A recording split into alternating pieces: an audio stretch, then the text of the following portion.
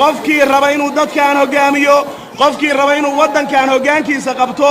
isagoona khasbin isagoona handadin isagoon isbaarooyin dhigan isagoon qoryo waaweyn soo guran inuu nala hadlo oo kaarka aan haysanno oo codaynta naga baryo baa la rabaa reer Puntland waa salaamantiin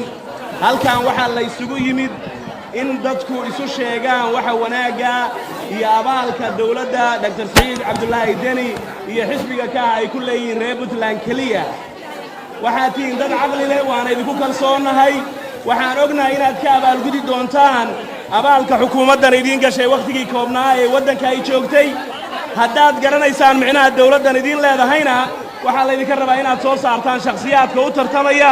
oo uu duqa magaaladu hoggaaminayo geedi Axmed Tuure iyo ragga u tartamaya xaafadaha degmooyinkan waxaa laydinka rabaa inaad soo saartaan waxaan idiin sheegaynaa